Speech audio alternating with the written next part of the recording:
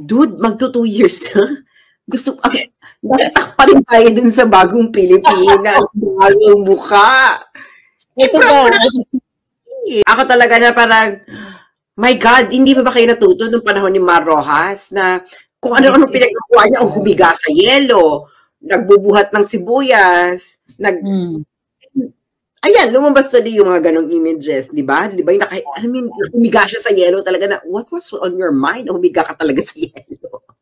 Yung meron ka maraming bigas sa likuran ng yan, totoo yan. Hawak ka dalawang itlog, meron ka, you know, these are not good, and they will be forever. They're not good visual presentation. Ay, mahilig kayo mag-travel na wala namang lumalabas na na pasalubong, kumbaga, o magandang resulta o long-term result. Nakikita naman namin na nagtatry kayo. Pero parang hindi na po siya sapat. Attorney Trixie Angeles nagkwento tungkol sa issue ng polvoron ni PBBM. At kung bakit dinaalis mismo ang issue na kumakalat. Sinabi din ni attorney ang mahinang paraan ng gobyerno pagdating sa pagsasaayos ng ilang problema at issue sa bansa.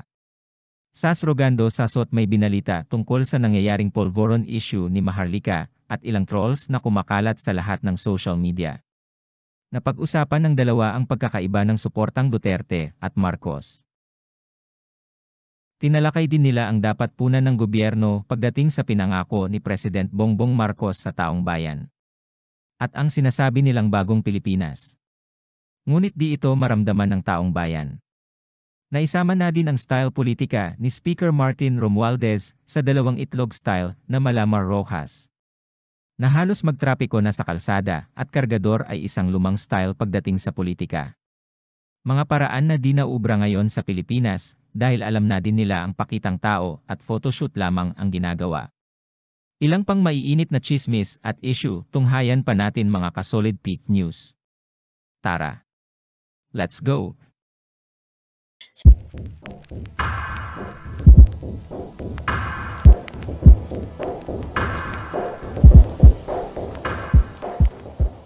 So, self-inflicted. Bakit? May mga proyekto na inabandona, katulad ng Mindanao Railway.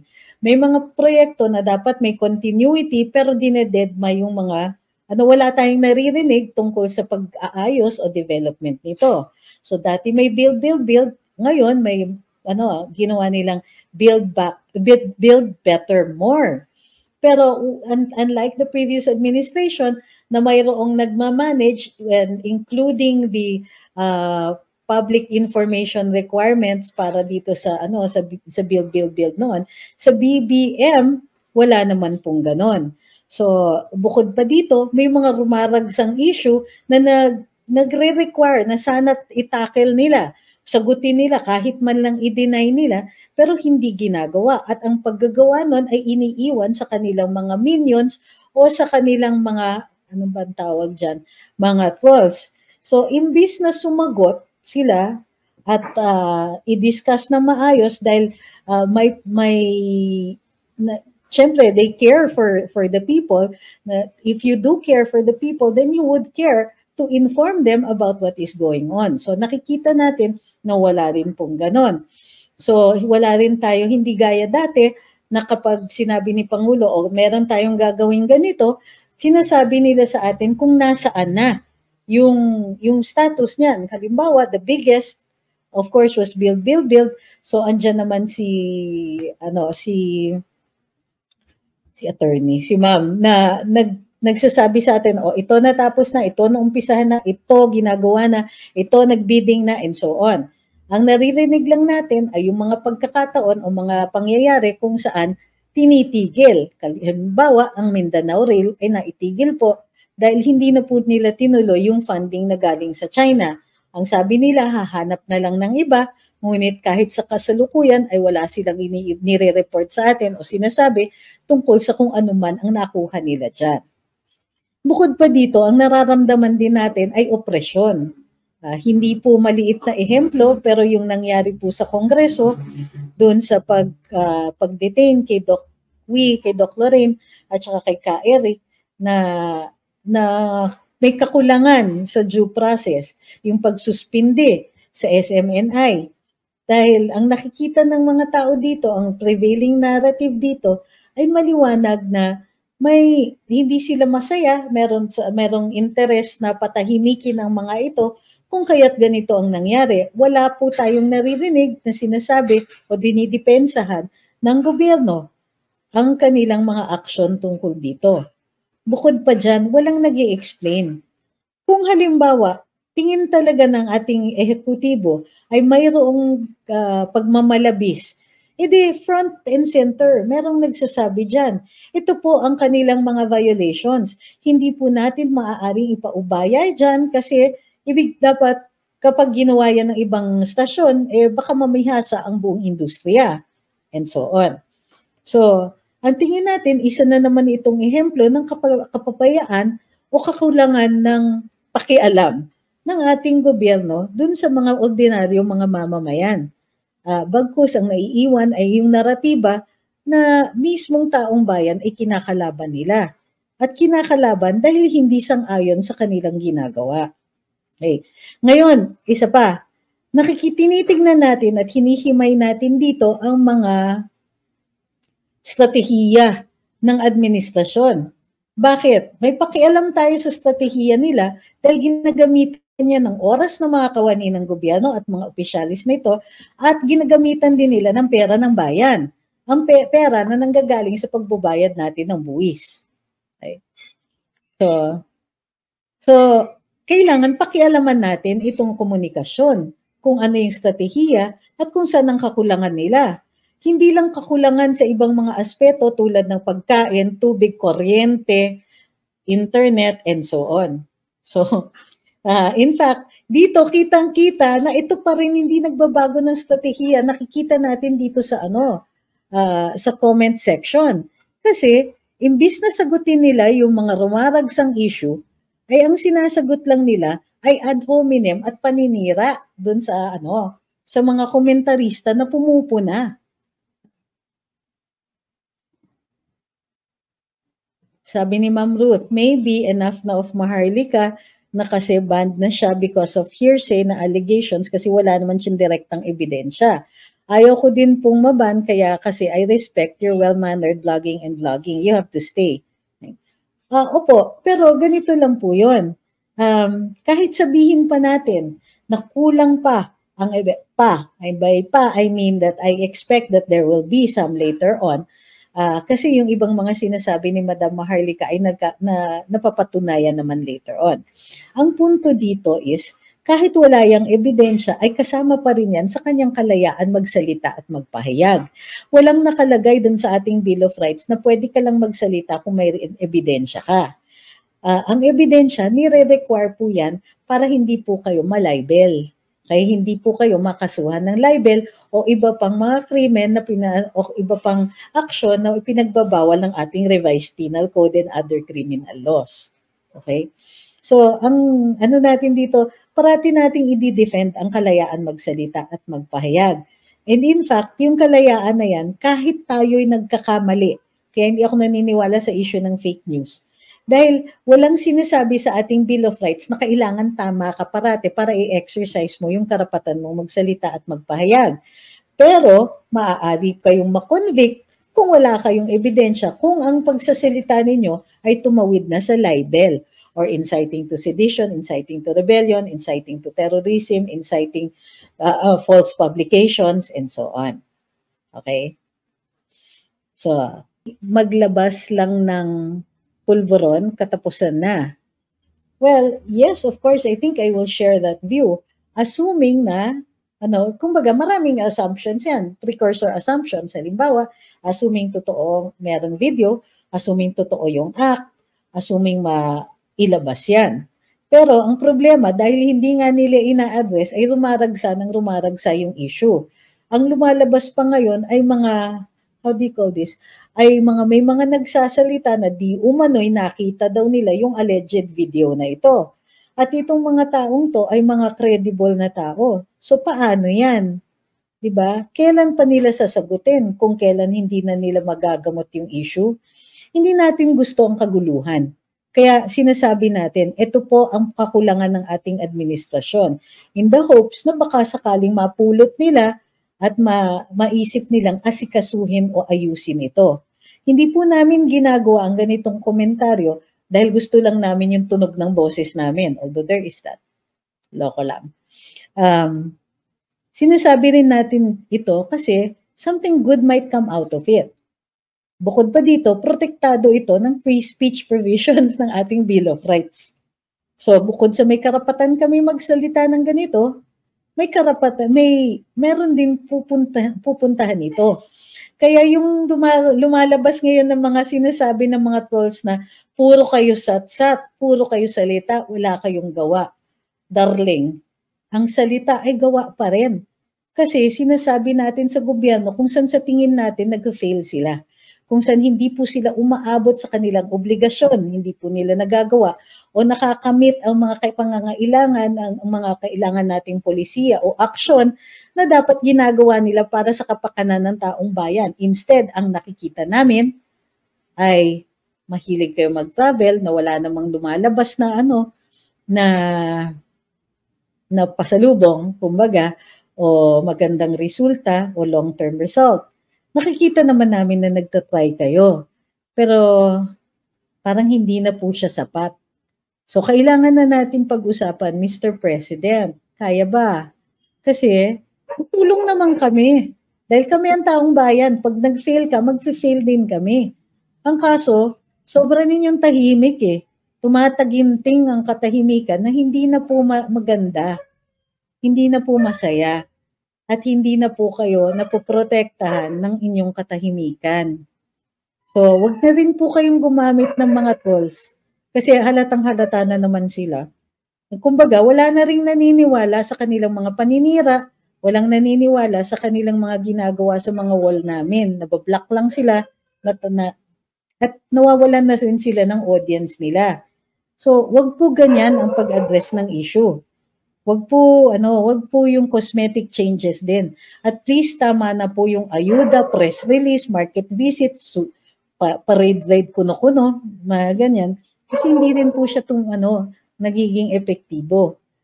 Ang nakikita dapat ng taong bayan ay resulta. And by the way, hello naman sa privatization.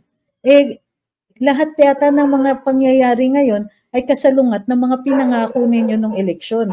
At doon po ay nakikita kong problema. Naniwala ang karamihan sa bumoto sa inyo doon sa inyong mga pangako. Pero wala pa kami nakikita na output. Ika nga ni Jack Valino. We want output. Huwag daw puro pledges. So, huwag po kayong magagalit doon sa mga taong nagsasabi lang na wala kayong bihisan. Kumbaga, para kayong yung emperor na nasabihan lang na ayaw na, in denial pa rin kayo doon sa nakikita ng kabataan o ng lahat ng tao.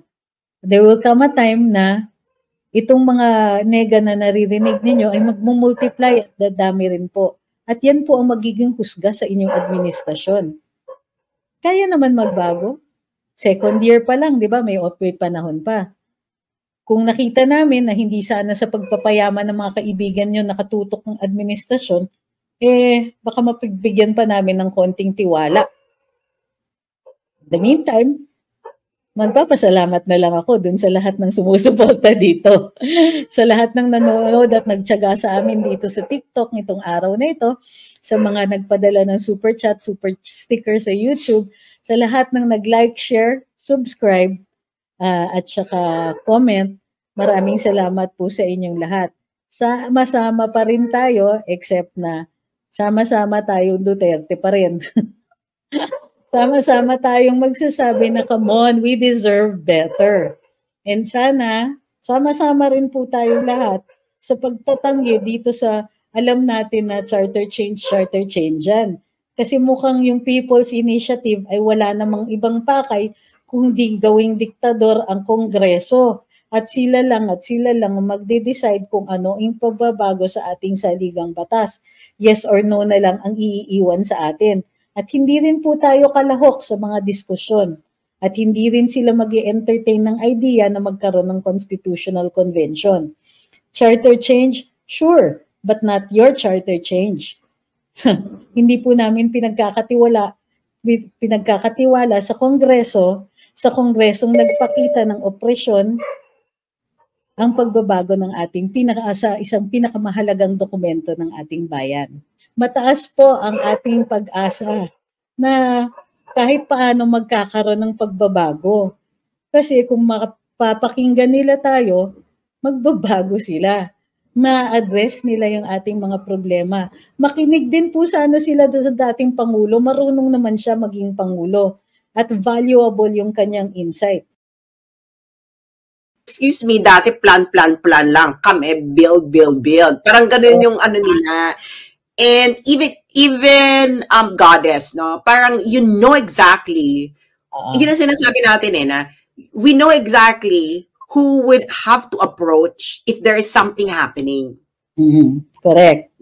Ito, sabi ni Joan sa TikTok, hindi makarelate sa ordinaryong tao ang nasa palasyo. Puro elitista ang karabing shoulders nila. Similarly, yung communications nila parang elite. Kasi hindi nila pinapansin yung mga issue na rumaragsa dun sa ordinaryong mamamayan. Muli, and this is my regular rant, nasa na yung pag-address ng pagkain, tubig, kuryente, internet, transportation. So, dapat yung champions ang nagsasabi ng mga yon na hindi ito yung ginagawa, hindi ito yung nangyayari. Instead, even if they have potential champions sa loob ng gobyerno, andyan pa naman si Gades, even if meron potential dyan malawak yung malawak ang coverage ng PCO. Tignan mo kung anong meron sila. They have 2 television stations, 1 national radio station with how do you call this, transmitters all over the country. One of the strongest yan. Meron silang publication, the Philippine News Agency. So PTV, IBC, Radyo Pilipinas, which has 2 FM stations and several award-winning din yung FM nila. Award-winning din yung kanilang mga AM stations. So can you imagine, you have all of these assets.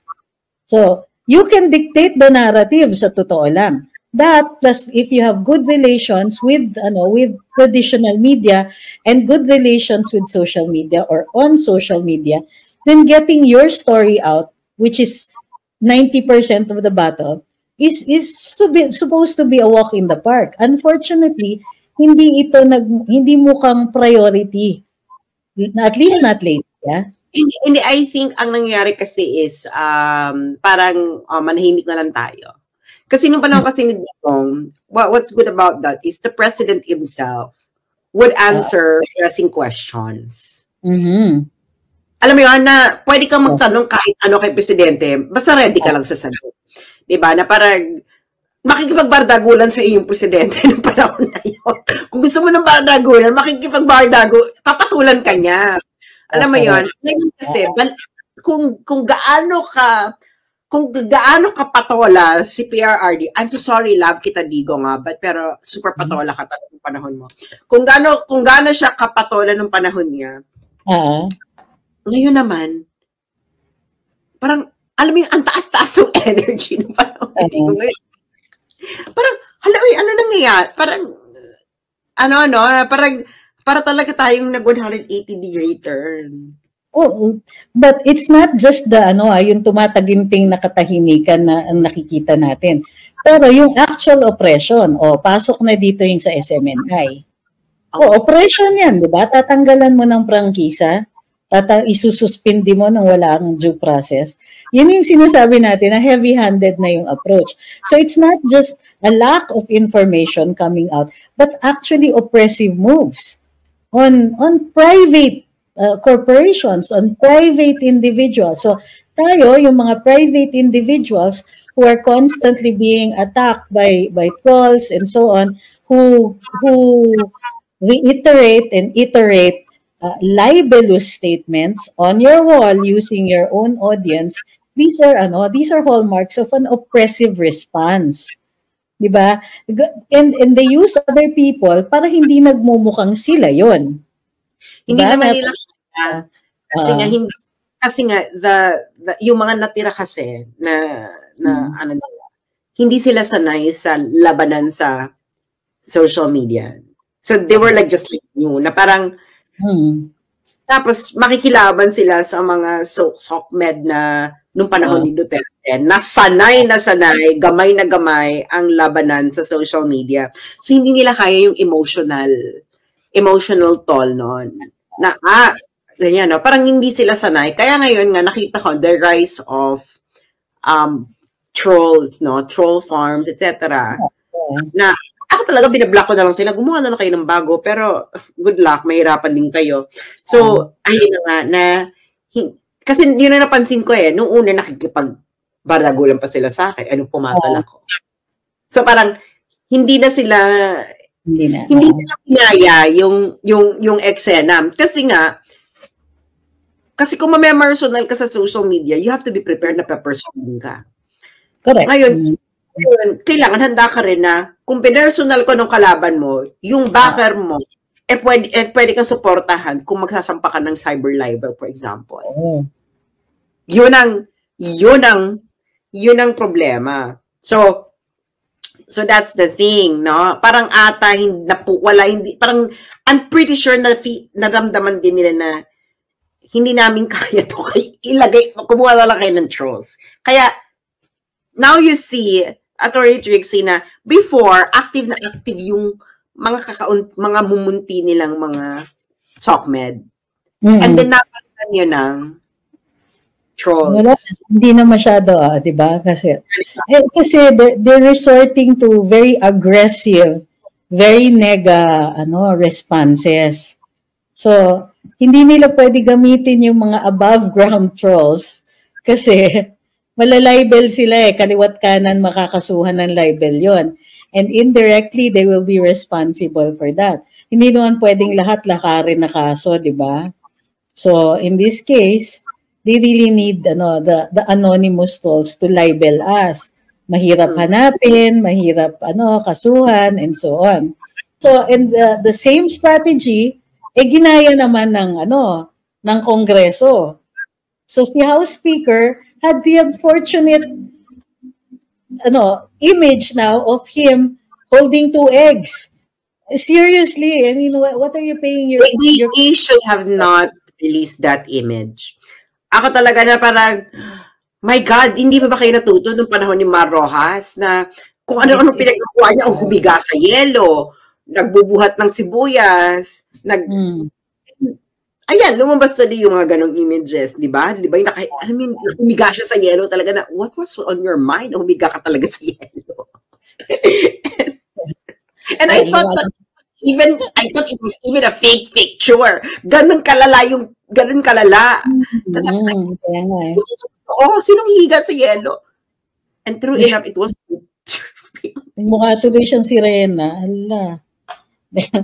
So, if you want to project strong leadership, may panggalingan yan. Pero a strong leadership implies that you're being a leader. So, asa na yung leadership dyan?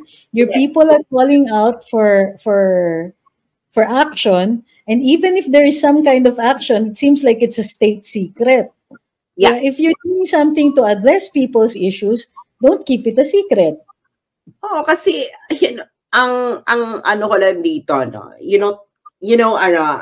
Speaker Martin, I might be the last person to be behind you. Pero ginawa ko rin to kay Lenny na fire your current PR team. They're not doing you any justice. Everything that you did actually just came back to you in the worst possible way. Yung meron ka maraming bigas sa likuran ng yan, totoo yan. Hawak ka 2 itlog, meron ka, these are not good, and they will be forever.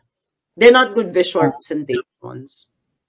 Saka, bagong Pilipinas, may kapag 2 years ka na, you only have 3 years left. Ibig sabihin yan, after 2 years, pagkatapos ng midterm election, you are already set to pack. Alam mo, pag gagawin yung bagong Pilipinas, dapat ginawa mo yan pagka upo mo pa lang. Hindi, para sa akin, it's even more useless than that. Why does your government need to be branded? I know. I don't know. What are we marketing here? So, siguro, they want to market. This is the, I remember this. This is the brand of the Marcos administration. What? Okay. So, the first thing they did was to fix the clothes. I kid you not. We had to wear light-colored tops and dark-colored skirts or pants or whatever. The reminiscent of the first Marcos administration. So the president wears shirt jacks, the same attire that his father favored during his administration. Beyond these cosmetics, very little. Oh, and the first lady wears a terno but stylized for her build and for her stature, so to speak. So, but aside from that, what distinguishes this administration? They branded the appearance, but they did not brand the service, which is what a government is going to be judged for. Pero the thing is, you know already your brand kasi you sold it during the election. And then you already sold your platform during the election. You run under the platform continuity. That's it. Kaya nga you didn't need to attend debates. You didn't need to attend whatever kasi your platform is continuity. What do I need to defend for? Whether the Filipinos love Duterte, so I'm going to continue his project. So that is the brand. Kaya nga ang daling i-depensa nyo ba't hindi siya uma-attend ng debate. Kasi ano yung pagkakatihan? Kasi my platform is continuity. Ngayon, gusto ng mga tao, what do we need to debate for? Ayaw sa, di ba, nakita na mo nga na si Lenny nga, hindi nga siya pinapansin ng mga panahon na yon. So it's useless. So that's your brand, continuity. So, and then suddenly, meron kang bagong Pilipinas. So, maraming disconnect Yun nga. And the disconnect wouldn't exist if you cared about what your people think. Eto na, no? Kita mo, they don't care. Yun yung message na nangyayari. Ang halimbawa, di ba, nila yung bagong Pilipinas, Emerald. Okay, so ano yung sanga ng bagong Pilipinas? Kasi Duterte, malino kasi Duterte, no? He wanted peace and order and infrastructure. So doon siya, peace and order and infrastructure. So after within the year, wala pang 1 year, June, July, August, September, October, November, December, January, February, March, April. So within 8 months or 10 months, nilaunch yung build. Yeah. And nung nilaunch yung build, it was buo. Una.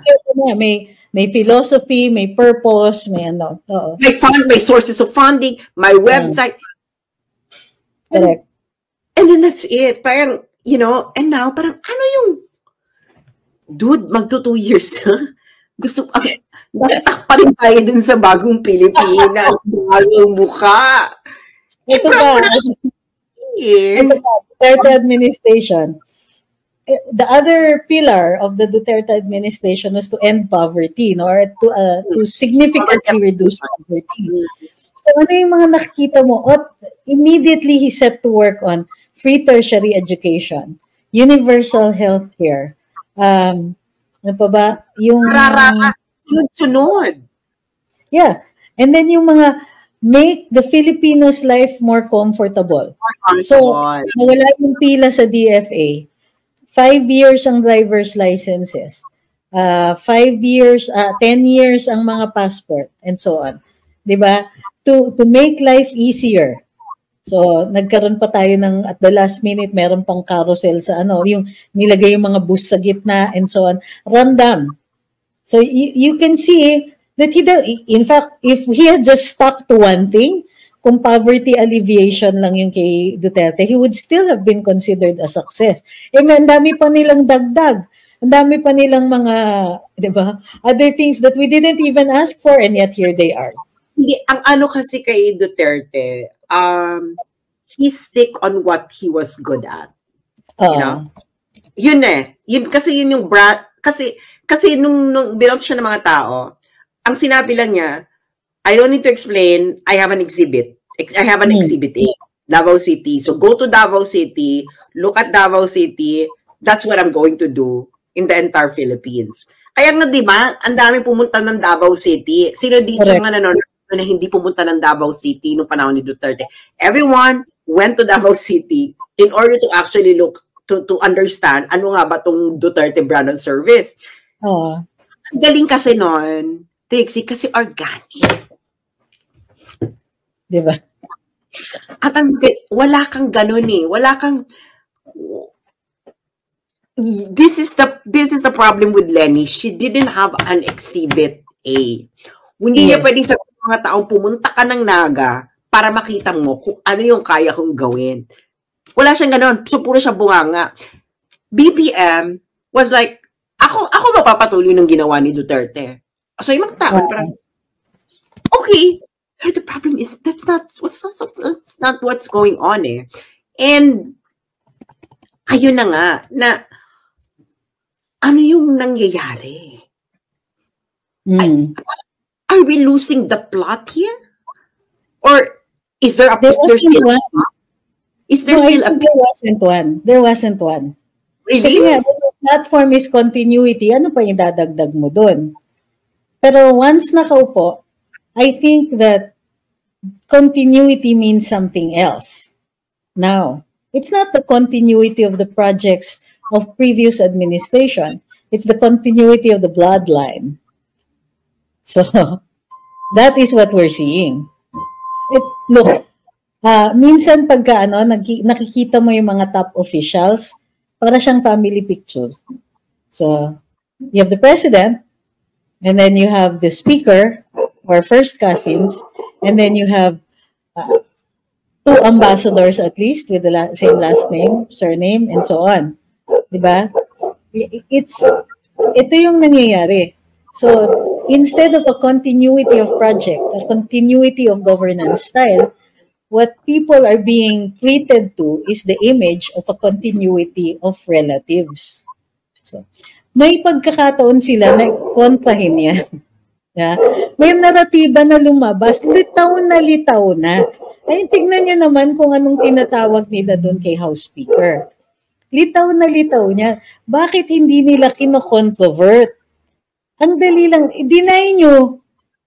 Diba? Ano yung sinasabi ninyo dito? Diba? Deny ninyo.